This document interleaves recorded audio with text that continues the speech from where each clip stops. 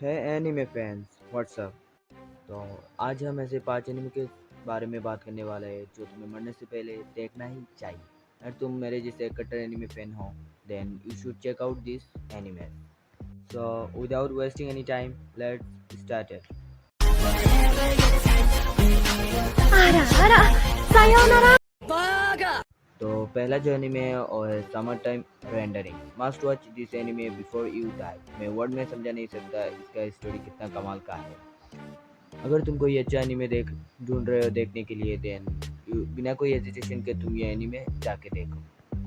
तो इस एनीमे के अंदर जो शिनपे है जो हमारा मेन कैरेक्टर है उसके पेरेंट्स के डेथ के बाद वो अपनी फादर के फ्रेंड के यहाँ रहता है, पर उसका आगे की एजुकेशन कंप्लीट करने के लिए वो टोक्यो शिफ्ट हो जाता है। बट आफ्टर सम ईयर्स शिंपे को ये पता चलता है कि बचपन से जिनके साथ वो रहते आया है, मतलब उसके फादर के बेस्ट फ्रेंड की 2 बेटी है, उनमें से एक बेटी की ओशन पर ट्रेजिकली डेथ हो जाती है। तो उसकी फ्यूनरल अटेंड करने के लिए शिंपे को वापस आइलैंड पर आना पड़ता है। और इस एनिमे पर कॉन्सेप्ट ऑफ शेडोज को भी इंट्रोड्यूस किया गया है। तो आगे मैं और कुछ नहीं बताने वाला हूँ, बता दूंगा तो स्पॉइलर मिल जाएगा तुम्हें, तुम्हारा देखने का मज़ा खराब हो जाएगा।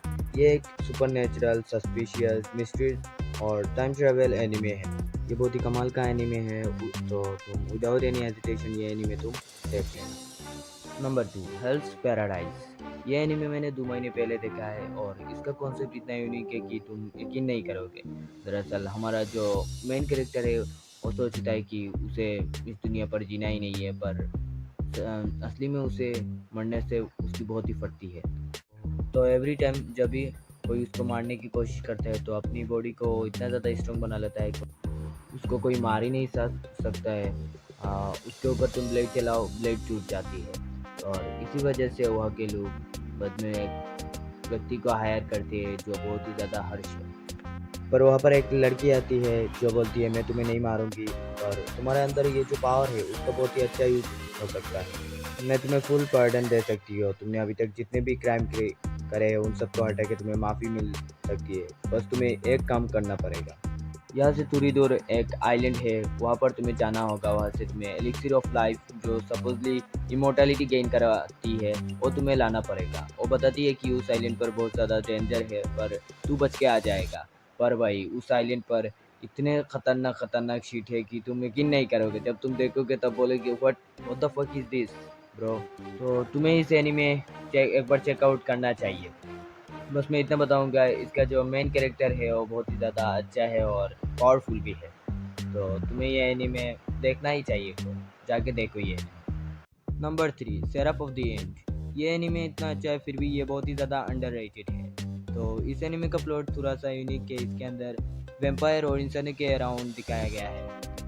तो वर्ल्ड में एक मिस्टीरियस वायरस की वजह से ह्यूमंस की मोस्ट ऑफ द ह्यूमंस के 13 से ज़्यादा है उनकी डेथ हो जाती है और वेम्पायर वर्ल्ड में कब्जा कर लेते हैं। एंड अब उनकी खुद की एक सोसाइटी है और जितने भी बच्चे जिनकी उम्र 13 या फिर 13 से कम है उन्हें वो अपने स्लेव बना के रखते हैं और वो उनके खून पीते हैं एज देयर फूड। जिनमें से हमारा मेन कैरेक्टर भी एक है जो कि अपने फ्रेंड्स जिनको वो अपनी फैमिली मानता है उनके साथ रहता है। तो एक दिन वो और उनके फ्रेंड वेम्पायर की टेरिटरी से भागने की कोशिश करते हैं, जिनमें हमारा मेन कैरेक्टर तो सक्सेसफुल हो जाता है पर उसके जो फ्रेंड्स है जिनको वो फैमिली मानता है वो अनसक्सेसफुल होते हैं और उनकी डेथ हो जाती है। पर बाद में हमारे मेन कैरेक्टर को ये पता चलता है कि ह्यूमंस अब भी दुनिया में एग्जिस्ट करते हैं और वो अपने टेरिटरी में रह रहे हैं और उनका प्लान कुछ ऐसा है कि वो फिर से अपने दुनिया पर टेक ओवर करना चाहते हैं।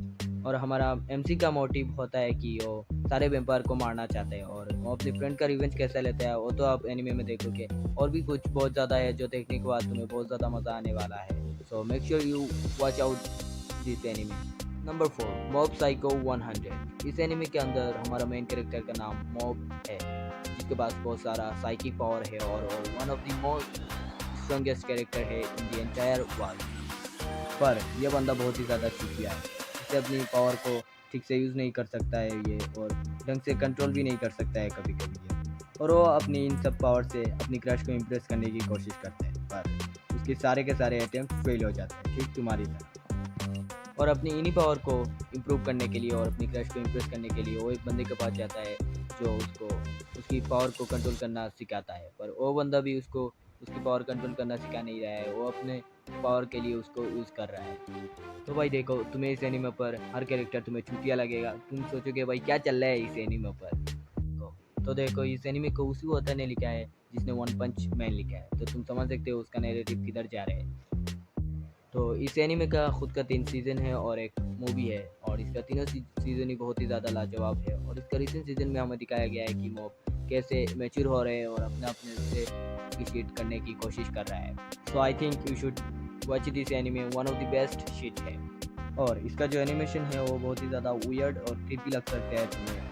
इसके जो एनिमेटर्स हैं उन्होंने एक नया टाइप का एनिमेशन ट्राई किया है इस पर, जो बहुत ही ज़्यादा वियर्ड बट बहुत ही ज़्यादा अच्छा फील कराती है जब तुम इस एनिमे को देखोगे। Number 5, blood death. तो इस एनिमे के अंदर एक कैरेक्टर होता है जो वेम्पायर है। रूमर्स ये कहते हैं ये वेम्पायर बहुत ही ज़्यादा ब्लड थर्स्टी, रूमर मॉन्स्टर और रूथलेस है, बट इन रियलिटी वो जस्ट एक ओताकू है जिसे जापानीज कल्चर बहुत ही ज़्यादा पसंद है।